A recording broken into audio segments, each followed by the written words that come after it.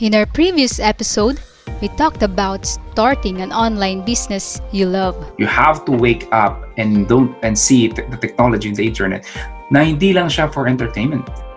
There's more to it. And if you will be one of those people who will take advantage of it, then you will get richly rewarded. Now, in this episode, we'll be discussing how emails can help you grow your online business. Let's begin!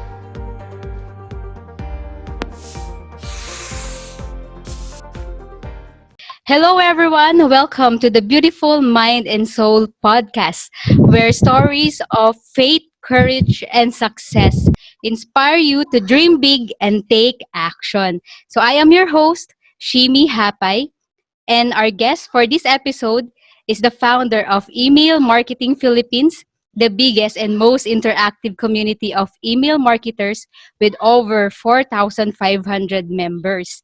He's also the founder and CEO of Digital Solopreneur, an internet marketing company focusing on helping people make money by writing emails that sell. He has published his online courses such as Hit Send, Get Paid, and Inbox Society. And he is also the primary go-to expert of the known influencers and seven-figure business owners. Woo! Let us welcome Mr. Allan Ngo. Woo! Yan. Hi, Hey. Shimi. Can you hear Hi. me clearly? Yes po. Yan. Thanks for having me. Yes po. Thank you po sa time for this podcast, sir. So, our aim in this podcast is to inspire more people to dream big. Kasi nga, marami po ngayon, nangangarap lang pero hindi nagtitake action. So, sa inyo po, may inspire sila. Kasi kayo, na-reach nyo na yung level of success. So, Coach Allan, Sir Allan, we just want to know a little bit of your story. Kasi sa mga nakakilala po sa inyo, katulad ko, alam ko po na dati po kayong accountant. And now, nagkaroon po kayo ng online business and naging coach na rin po kayo sa maraming mga Pilipino for email marketing. So, can you share a bit about your story po, sir? Yeah, sure. Just call me Allan. Okay na yun. Siguro for me, I finished accountancy. Pumasa naman ng board, no? But I didn't practice. I decided not to practice it after reading yung book na Rich Dad Poor Dad, which kind of parang flipped my mindset about yung passive income and basically a different thinking in terms of ano ba yung goal mo sa future, and made me rethink of I guess earning income in general. Kasi syempre ang thinking ko doon, ang plano ko is to work sa accounting firm and have a career, parang yun na yung preset sa utak ko. And maybe later on, help out sa family business namin. But at the same time, that helped me flip yung thinking ko na, ang kailangan ko pala, ang asset talaga really is to create a business or invest in real estate or any asset, income-producing assets. So parang nalihis ako, first I went to banking kasi I'm still figuring out ano yung gagawin ko. So I went to banking and siguro 4 years ako doon, medyo na burnout ako. So what happened was nag-apply ako sa isang scholarship, no? At the same time pala, while I was doing that, yung sa banking, I also invested in a franchise business. So when I was doing that, na-feel ko na hindi ako prepared, no? Because siguro ang mali ko doon, when I and my partners, when we started that, thinking namin, since franchise siya, quick money or mabilis lang, it's not really, yung puso namin hindi na doon talaga sa business. Parang feeling namin, may capital, pasok natin dyan, babalik na lang yung pera. Pero hindi pala gano'n, no? Na-realize namin, pag-handle ng tao, pag-handle ng repairs, mga customer issues, ang daming sakit ng ulo. And hindi pa kami prepared noon to handle that. And it didn't succeed. And I was burned out in work. So ako naman, I was approaching 25 at that time. So na-feel ko na parang I was in the middle of a quarter-life crisis. No? And nag-try ako, parang I felt that I needed that change. And nag-try ako, kasi mag-birthday na ako noon. And my birthday and my best friend's birthday, mga 2 weeks apart. So what we usually do is we call each other around that time. O, kamusta na? Saan ka na at this age, no? Na, malapit ka ba sa goal mo? Parang ganyan yung tanungan namin. Ito ba yung gusto mong ginagawa at this age? Pareho kami hindi. So, I think pagod kaming dalawa doon. Sabi, try natin nga. May nakuha akong email, sabi ng friend ko, yung scholarship to study in China.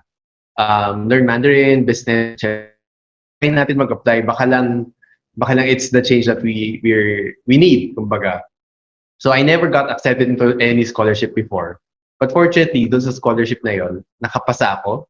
So parang for me, it was need to change things up. So that was a 1-year program. I resigned from work. So pagbalik ko ng work, I'm part of the unemployment rate na sa Pilipinas. From there, I tried to apply sa work online again. I mean, applied sa mga job street. Then na-realize ko, since online na ako madalas and matagal naman bumalik yung mga response ng companies, why not find a way to make money online? So that's when I started exploring freelancing and blogging. So nagsimula ako sa Odesk pa noon. Ngayon, Upwork na siya. So that's the first time I was able to earn as a freelancer. Then, actually, come to think of it, yung net ko sa banko before, I was able to triple that sa freelance na job na walang nagturo sa akin, parang sa sariling kalikot lang. So parang na-realize ko, may potential pa itong online thing. I'm not sure what it is Freelancing, online business, hindi ko pa sure at that time. So this was around 2011, 2012. Pero at that time, parang I decided to help out sa family business namin. But at the same time, sa isip ko, parang hindi ko mabitawan yung idea na kaya kumita online. Kasi sa family business namin, it's a brick and mortar business na parang, alam mo yun, kayod para kumita. Tapos sa isip ko, parang kaya pala at the back of my mind, kaya pala kumita kaya sa bahay ka. Parang it's a foreign concept for me and for my family. So at that time, I was starting off with blogging. Hindi ako kumita ng a couple of years kasi hindi ko alam ano pinagagawa ko. It was only through when I stumbled upon affiliate marketing, when I was selling other people's product for commission na, that's a good way to earn a living. And napansin ko, nakaka-convert ako ng sales, not necessarily for blogging, from social media, but from email marketing. And when I did that, eventually I got some success. Nag-top ako sa ibang leaderboard and doon ako medyo napansin because wala naman akong following sa social media, wala naman akong pangalan, pero paano ako nakaka-top sa ibang contest na in terms of sales. So that's where people started asking me about email marketing and doon ako ngayon, that's how I ended up what I'm doing today, which is teaching about email marketing and doing some consulting and client work as well. So that's the story behind it. Great, great. No? Wonderful story ni Sir Allan, ni Allan, na tunay nga po na hindi kaagad success, no? May mga pinagdaanan din po sila. Yung mga nakikita lang kasi natin, most of the time, kung saan na sila ngayon, yung success, yung peak. Pero yung kumbaga sa iceberg, no, malaking part yung hindi natin nakita, which is ito nga shinare ni Allan sa atin ngayon. And Allan, meron po ba kayong mga struggles naman na experience nung nag-start po kayo? Ano yung mga major setbacks or struggles na minsan napapaisip kayo noon na para sa akin ba tong online business? May ganun po ba kayo? Nako, marami. Marami. I mean, at every stage, I think hindi mawawala yung doubt na there's always problems Parang we just graduate from one problem to another. So, siguro when I was starting out, yung direction siguro, kasi especially when I was starting out, wala masyadong instructor na reputable, I guess, na Pinoy on how to do this. So, pina-follow ko is mga usually from abroad, and I would invest in courses then na syempre a bit pricier kasi first world pricing sila, di ba? So, slowly when I get enough money, I would try to invest here and there. Pero siguro ang biggest talaga yung confusion, no? Kung ano yung gagawin ko talaga. Like, I eventually ended up with email marketing being my bread and butter. But it took me around 2 years to reach that conclusion. Kasi ang nababasa ko lang lagi is blogging. Parang yun yung ginagawa ko before to get a following, etc. But you could actually shortcut it by building an email list. Kahit wala ka pang blog, and parang create a relationship with your audience, and yun, parang magiging ready buyers sila when you have something to offer. But yun, I guess the confusion, and yun nga, even yung doubt na legit tatagal kaya ito. I guess that's one of the biggest doubt as well. Na okay, ngayon kumikita ito, wala akong kilala na proven na nagagawa to. Wala akong friends na gumagawa nito. Lahat ng friends ko, like from college, hindi alam ginagawa ko. Ang hirap i-explain din. So, exciting siya, but at the same time, hindi ako sure kung legit ba talaga to or pang matagalan or like good for a few months lang then tapos na. So I think yun yung advantage ng mga people coming in right now with in terms of the online business or online freelancing kasi ang dami nang kumbaga pretty much established na. And we're recording this at a time na there is some confusion in the world, diba, about the coronavirus and everything. And a lot of people are being encouraged to work at home. So kumbaga, in reality, parang accepted na yung working from home. It's a legit way of working, producing, and making money. So I think the world has grown leaps and bounds from the time I started. So yeah, that's the biggest struggle I felt noon. Right, tama po kayo, coach, no? Usong-uso na ngayon yung yung mga employers ginagawang home base na yung mga trabador nila kasi yun nga may issue tayo ngayon sa virus na yan, COVID-19. And pwede po ba namin malaman kung paano nyo na-overcome yung mga struggles na yan before? Kung may mga specific po ba kayong ginawa or may mga mentors sa inyo na nakatulong? Yeah, great question. Actually, I think more than tactics, I believe yung big why mo talaga yung importante. Especially when I was starting out, wala talagang, like, wala akong pathway na masusundan except yung mga nakikita ko abroad. And minsan iniisip ko, qualify kaya ako doon kasi hindi naman ako like American, hindi naman ako European, I'm not from a first world country, will I be able to succeed in this? But siguro, I always go back to the reason why I started, which is mag-create ng like an income stream na I can be with my family. Like, I can talk with you in the middle of the day, di ba? Na usually dapat after, balik back to work ka na after lunch break. So, that kind of lifestyle, parang yun yung dream ko.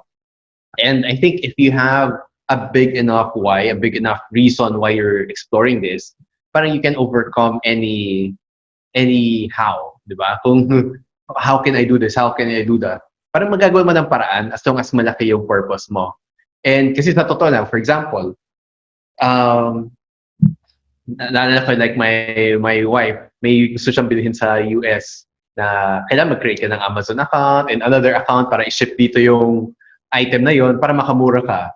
Then she would suggest it to her friends. Yung mga friends niya, okay, gusto ko bilhin. Gagawa pa ako ng account to have it shipped here, blah, blah, blah. Kumbaga, hindi nila ganun kagusto gawin. And pero ang simple lang, you'll just create an account, as in libre yung account. But even if it's simple, even if it's free, kung hindi mo talaga gusto gawin, kumbaga, kahit maliit na bagay, gagawin mo siyang excuse not to do it. Right? So, it's not really about madali or mahirap yung gagawin. It's really how much you want it. So, I think more than any tactic, kasi what I did might not be applicable to the person reading or listening to this, watching this.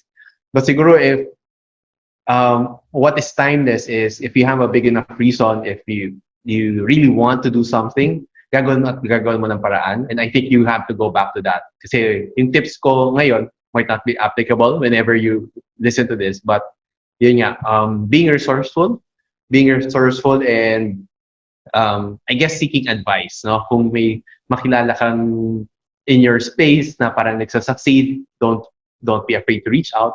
Kumbaga, and I think that can be helpful not only in terms of the practical advice, but also for you not feeling alone in your journey. So yeah, I think those would be my advice on more of how I overcame that in terms of principle and how you can do it too. Awesome, awesome po. So sa mga nakikinig ng podcast na to, mga listeners, there's no major talagang stumbling blocks sa harapan nyo kung gusto nyo talagang mag-start ng online business.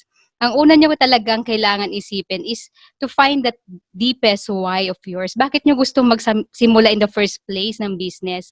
Kasi kung hindi matibay ang foundation niyo, which is that deepest why, madali kang susuko in the process. So, narinig niyo from Coach Allan, mahirap pag wala kang deep why kasi eventually doon ka bumabalik sa mga panahon na nahihirapan ka na, may self-doubt ka, ayun. Right. So, remember that. Apo. Tsaka if I can add, Shimi, no, Yes. na yung sa big why kasi minsan naro-romanticize natin yan na kailangan parang world peace or gusto mo maangat sa hirap yung family or gusto mong magkaroon ng isang million para alam mo yun, to maka-recover sa utang. Pero it can also be something na, I mean, hindi siya kailangan noble or parang magiging martyr ka. It just has to be honest. No? So, paano kung gusto mo lang talagang mag-renovate ng bahay or mabili yung, kumara, sneakerhead ka, gusto mo yung mabili yung Yeezys, di ba? Na sobrang mahal. You have to be honest with yourself, di ba? Kung yun yung desire mo, you have to be honest na yun yung gusto kong gawin, na hindi ka mahiya na yun yung reason mo. Kasi it's internal naman, di ba? So, kasi if you're doing this online business, you're doing, for example, in my case, I write emails for a living. Kung tinatamad ka magsulat ng email, or social media manager ka, tinatamad ka mag-create ng content calendar, ang magkoconnect mo is yung reason mo talaga eh. Kumari, yung easy na gusto mo. So, makakonnect mo, if I do this, I can get the easy, di ba? Kaysa yung fake na deep why mo na maganda lang pakinggan pero hindi totoo. Di ba? So, I'd rather whether it sounds selfish or it sounds, it's fine as long as totoo siya, di ba? As long as you're not cheating others, di ba? Nasa sa'yo naman eh, kung ano yung papasaya sa'yo. So, I think that's a bit of gusto ko lang ng clarification in that sense. Baka ma-pressure yung nakikinig na dapat meron akong parang worldly different na goal or parang matutuwa si Mother Teresa sa gusto kong big why. It's really, it has to be something na honest sa'yo. And I think that's really important, no? Para ma-motivate ka talaga. Right. Thank you for adding that, Alan. Na really, no, kahit simple lang yung why mo, basta maipush ka niyang why mo to do something kahit simple task each day towards that goal of yours, long-term goal. So, yon, dapat yun yung kailangan mong malaman sa sarili mo muna.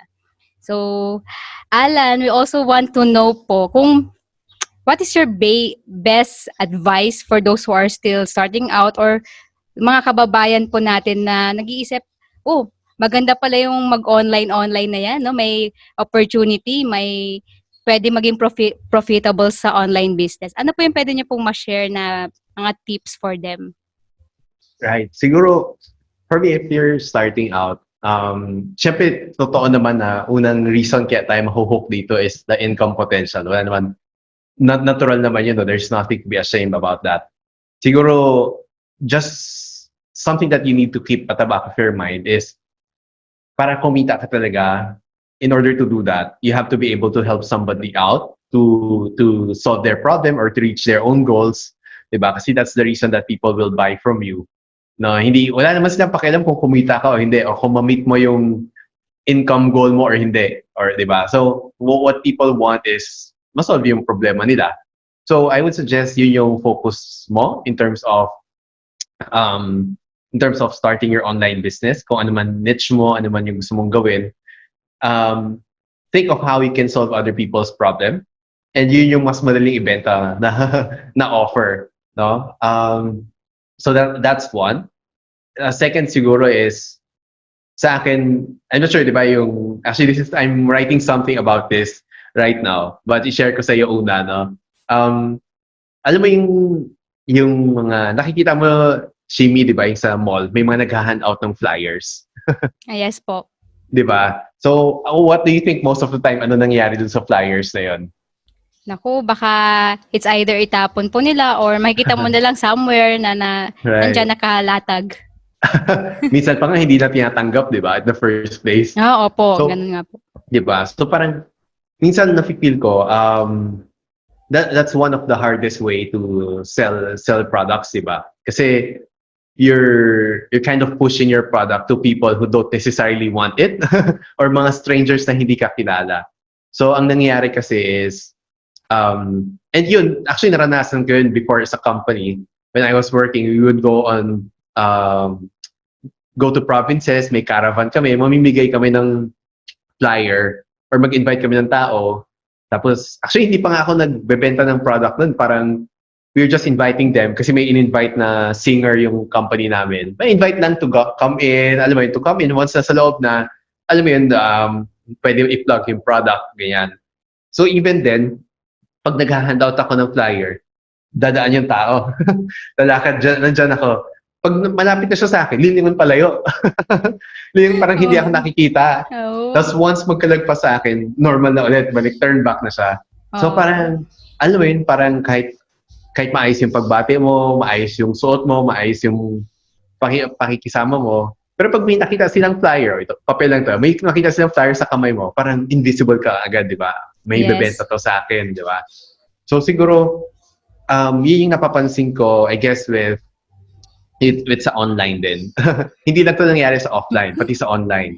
Kung wari may produkto ka, or may event, may seminar, may course, na parang kapag nagawa mo na yung produkto mo, tapos na siya, hanap pa ng mabebentahan.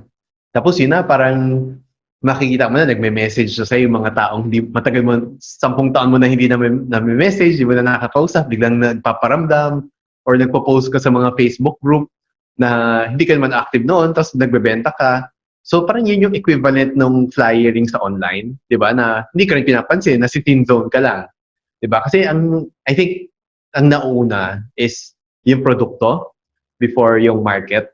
Kumbaga, wala ka pang audience, may produkto ka na. So pag may produkto ka, parang lumalabas, wala ka naman mabebentahan, hahanap ka ng tao na bebentahan, lumalabas, nagiging desperado ka, and lumalabas, nagiging needy ang dating mo, di ba? And parang, pag desperado, parang mas natatakot ka bumili doon, di ba? Kasi parang, syempre baka sasabihin lang niya gusto ko marinig para mabenta yun, pero hindi ko alam kung para sa akin. So, wala naman problema sa pagbenta ng product. I think, nagkakabaliktad lang.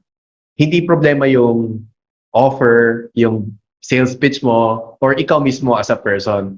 Ang problema is yung order. So, sa akin, mas maganda unahin natin yung pag-build ng audience. No? In my case, pag-build ng email list. Kasi pag na may email list, sabihin natin, may idea ko na stock market yung gusto kong, mga taong gusto mag-stock market yung gusto kong tulungan. So, pwede akong build ng email list na pwede akong bigay ng, sabihin natin, isang PDF o how to open a stock market account. So, yung mga magsasubscribe nun, bibigay ko yung PDF, mag-subscribe sila sa akin, pwede ko silang matulungan sa emails, no? Pwede ko sila kausapin, ano yung problema mo ngayon, di ba? Bakit mo gusto mag-invest sa stock market in the first place? Ano ang kinatatakutan mo sa stock market? Pag nakakausap ko na silang gano'n, mas may idea ako ano yung pwede i-offer. Posibleng may produkto na pwede ko i-offer sa kanila, edi mangungomisyon na lang ako doon, or I can create a new one. So, pag nag-create ako, ito na yung produkto ko, meron na akong followers sa emails, edi meron na akong bebentahan. Ang maganda pa doon, mas sadali ma-convert yun kasi kilala na nila ako, nagkakausap na kami, and alam nila yung produkto na yun, bagay sa kanila. And for me, that's the easiest and most dignified way to sell. Kasi hindi mo pinipilit sa kanila, gusto naman nila eh. And yung mga hindi tatanggap ng hindi bibili, hindi mo rin nakikita face-to-face yung pag-reject sa'yo. Alam mo yun? I mean, that's important, diba? Sabihin natin, tao lang tayo. Pag nakita natin na reject, masakit kahit alam mo, diba? So, there's an advantage. Kung hindi mo nakita, hindi mo na-feel emotionally yung rejection, but nakikita mo na-feel mo yung joy of conversion kasi nakita mo yung sales, diba? So, sa akin, I would suggest building an audience first, whether sa Facebook group yan or sa email list, no? Because tapos aalagaan mo sila. You don't look at them as a number na marami akong subscribers. Kasi walang kwenta yung number of subscribers kung hindi maganda relationship niya sa kanila. No? So, think of them as long-term na asset mo, long-term na relationship. Hindi lang yung parang one-night stand na nabibenta mo then hindi ka naman paparamdam. It should be a relationship na ongoing, no? So, Pasensya na, napalalim yung sagot ko doon. But yun yung suggestion ko siguro. Understand your audience and find a way to put them in an email list para meron kang way of connecting with them, talking to them, and finding their needs. And later on, sila yung best candidate mo to buy your product. Right. Thank you po for those golden nuggets, no? Sa lahat ng mga nakikinig, pwede niyo pong i-replay paulit-ulit yung mga sinabi ni Allan just to internalize kasi mga ano yun mga timeless advice na marami na ring marketers talaga yung gumawa at nag-succeed. And yun nga no, it's all about connection, nurturing the connection with your audience. Kasi nga mas bibili sila sa'yo if they know you, like you, and trust you. And for Alan, nag-build siya ng email list niya and also the Facebook group nga po, yung Email Marketing Philippines. So coming from him na talagang successful sa aspetong yon, talagang makinig kayo sa advices niya. Alright. So ngayon po coach, we have another question here. Knock on wood, no? Kung sakali pong you will start again from scratch or back to zero, no, no email list, wala po kayong Email Marketing Philippines na FB group, walang programs, yung online programs na ino-offer nyo, what will you do po to get back on track? Or ibig sabihin mag-recover, ang meron lang kayo yung skills nyo po ngayon. Right. So, siguro sa akin, I'll probably I'll focus on, sabi natin, wala tight yung budget. The thing that I would focus on first, siguro is to say, gagawin kong list building strategy. So, ang goal ko pa rin is to build my email list again, no? So, I would start off with, say, yung Facebook group. I will start a Facebook group again na revolving around the topic that I want, not the product, no? So, if you notice, like, my product, for example, is Inbox Society. So, that's my membership program. Pero ang group ko is Email Marketing Philippines. So, it revolves around the topic, no? So, yun yung gagawin ko. Kung iba man yung topic, sabihin natin, abalik tayo dun sa stock market. So, parang stock market investing for beginners or Pinoy stock market investing tips, something to that effect. And if they join the group, di ba, I could ask them to leave their email address if they want to get notified about tips, etc. And that is siguro one way of me building my email list, no, with their permission. Okay, kasi ang maganda doon is si Facebook will promote the group for you. So especially if engaged, so I would be engaged in that group as well. So yun yung siguro one free way for me to build my email list. Then I will have to invest in a domain and a host. Kasi kailangan mo yun yung when you're gonna send emails, hindi pwedeng at Gmail or at Yahoo. It has to be your own domain name. So I'll probably invest in a domain name. Ano lang naman siya, like usually $10 to $12 a year, no? So I can do that. Then pwede po mo pa naman i-credit card So sa credit card, i-timing mo sa cut-off mo. You have like 30 to, depende kung kailan mo ipasok, you have may buffer ka, hindi mo pa kailan bayaran. The same with a site host, no? Kailangan mo ng host kung saan ko connect yung domain mo na yon. So, ganun din, minsan may free trial pa, di ba? May free trial, then gamitin mo rin yung card. Kumbaga, may extension ka, hindi mo pa kailangan bayaran agad. So, eventually, I will put them in an email list, then probably conduct a survey to them, di ba? What's their challenge, what's their single biggest challenge in the product, in the situation, in the topic. Then, I will try to find out, yung mga sagot nila, I will whether find ako ng affiliate offer na existing program na pwede ko i-alok sa kanila, or based sa sagot nila, I can create a sales page or an offer, no? Then, pwede ko i-pre-sell yung offer sa kanila, no? Based sa sagot nila, ito yung pwede kong gawin. Gawa ko ng sales letter. Pwede ko sabihin, i-pre-sell siya. Right? Pwede ko siya i-pre-sell. Then, kung interested kayo dito, gagawin ko to, and it will be released 2 months from now. Pwede mo bilhin siya at 50% off sa pre-sale. Then, pag may bumili, ibig sabihin interested sila sa topic mo. And tuloy mo na yung product. If hindi sila nagbumili sa pre-sale, edi baking idea mo, palpak. Palitan mo na before ka pa mag-create ng program. Diba? So, that will probably be something I'll do. On top of that, an alternative, sabihin natin hindi mo gusto mag-online business, I'll probably offer my services to other people, no, as their copywriter. So that's probably something that I will do. That's more immediate, di ba? That's more immediate.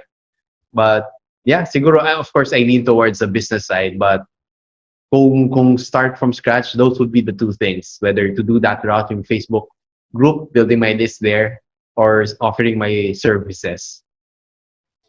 Oh, wonderful. So, sa mga listeners, wala na kayong rason pa, no, na hindi kayo makakapagsimula. Kasi kahit meron ka lang skill na gusto mong i-share sa iba to help other people, eventually talagang pwede kayo magsimula. And yung social media ngayon, di ba? Napakaraming platforms. And dahil media siya, take advantage mo kasi na marami kang marireach na audience. And kahit napakaliit lang ng market mo, specific niche lang ang gusto mong tulungan, kikita at kikita ka pa rin dyan. So, thank you po sa advice nyo, Alan. And ito po, no? Marami kasi dito, baka yung mga listeners natin mahilig magbasa na din ng libro. Meron po ba kayong recommended books for them to start reading para at least magkaroon din ng entrepreneurial mindset? Kasi minsan yun yung wala eh. Kasi nga employee mindset yung marami ngayon. So baka meron po Right. kayong ma-recommend na books po.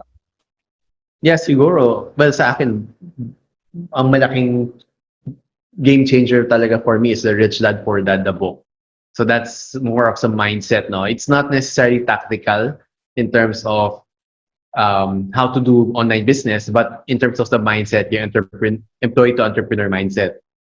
In terms of, sabihin natin, nabasa mo na yun, then gusto mo gawin to online business, I would suggest siguro yung a good parang handbook, especially for beginners, maintindihan yung mga funnels, etc. Would be .com Secrets by Russell Brunson. Then that would be like more tactical yun. Medyo may scripts doon, may pictures, may drawings. Actually, yun yung gusto ko doon. So that's all. I think meron si Shimi nung book na yun, no? So that's second. And sabi mo kasi tatlo, di ba? Yung, the third one, I would suggest, is not related at in business or in online, in business at all, no? Whether online or offline. It's actually about, it's for the mind. Yung book na The Subtle Art of Not Giving an F by Mark Manson. Kasi ang napansin ko, like, well, with me personally, as we're toxic, mental toxins, I guess, when you feel na parang nahuhuli ka, na pag-iiwanan ka, or nagkakamali ka, you feel like a failure, and you doubt yourself. I think that book, in Subtle Art, is very powerful to help strengthen your mind. No, kasi a lot of it is mindset. More than the tactics I shared, everything will be, all of that can change. But your mindset mo is really powerful. And people who I admire, no, way more successful than I am. Parang I feel that I'm still a work in progress. Yung mga taong nakita ko talaga matataas yung na-achieve. Iba-ibang strategy nila, iba-iba yung daan nila para maging successful, iba-iba yung tactics, iba-iba skill. But notice is they all have strong mindset. So I think that book can really help you get that, because kahit anong level of success, yung pinag-usapan natin early on, you just graduate from one problem to another, and your mind has to adjust accordingly, no? Kasi the pressure, tumatanda din tayo. Eventually, if you're single, you get married, you have a child, somebody, knock on wood, falls ill, there's always a challenge, there's always something unexpected that will happen. And napansin ko yung mental fortitude talaga yung very important, no? To see the proper perspective. Like, one of the things he talked about there is the fact that sometimes ang goal natin, pag nakita ng yates, balang araw may magkakayate din ako. Ganyan. But sabi niya, ang true happiness really is pag may nakita kang yate and you don't feel any need to get it, na parang you're contented, parang you're in your right space, you know what will make you happy. So those are the mental subtle shifts that can really change your energy. Kung you have a setback, di ba? You have a setback sa buhay mo or sa business mo, parang it helps put you in the proper mindset na, okay, this is just a result. So it's not my identity, right? And hindi ibig sabihin failure ako. Because I remember this beautiful quote, no? Actually, narinig ko siya sa Queer Eye sa Netflix. But I can't forget it. Sabi niya, failure is not the opposite of success. It's part of it. So those kinds of mental tweaks, no, can allow you to go farther more than any tactic can. So yeah, and those are the things that I like to communicate as well sa email subscribers ko. Alam mo, yung hindi lang puro tactics, hindi lang puro principles. Well, this is principle. Kumbaga, hindi lang lahat business, but I want to include mindset, shifting their thought process. Kasi what we're asking people to do is change, diba? Because we're asking them to pay us, diba? To pay us to buy our product, and pulling your wallet out and handing a stranger money over the internet is a big change, diba? And if we can give them transformation, we can connect with them online, sa email, more than yung nakita mong transactional email, nagbenta ng benta. But if you can connect with them on a deeper level, no, that you can change their mindset, their insights, parang buying from you will be a no-brainer for them. So yeah, so alam ko books yung tanong mo, pero napunta tayo sa malayo. Pero that's the way kind of I nerd out about these things dun sa newsletter ko and my community. So you got a taste of that, Chibi. Pasensya na. Oh, wonderful po, no? So, sa mga nakikinig ngayon, it's always about the foundation, the mindset na dapat hindi laging yung outcome na pera-pera, pero kailangan sa simula mo, sarili mo, simulan mo na rin. So, it starts from within, no? Isipin mo kung ano yung mga basic sa mindset ng mga successful people. Kasi nga, sabi nila, success leaves clue. So, clues actually. Kaya sundan nyo yung mga sinasabi ng mga successful people. That's why we have this beautiful Mind and Soul podcast. I am bringing people na pwede mag-inspire sa inyo to start. And syempre, hindi lang mag-dream big, pero mag-take action. So, thank you, Coach Allan. Actually, sa mga nakikinig, coach ko po si Sir Allan. And he's one of the people who is instrumental. Kasi from an employee, naging isa na akong ganito na ginagawa po yung mga something na I value sa life ko, yung hindi na po ako nasa employee mindset, pero nandito na tayo ngayon, doing what you love. So, thank you, Coach Allan, for being with us in this podcast. And I know, marami po ngayon siguro nag-iisip kung paano po kayo makontak or ano po ba yung Email Marketing Philippines, how can they be part of that? And, ayun po, and also your other programs as well. Sure.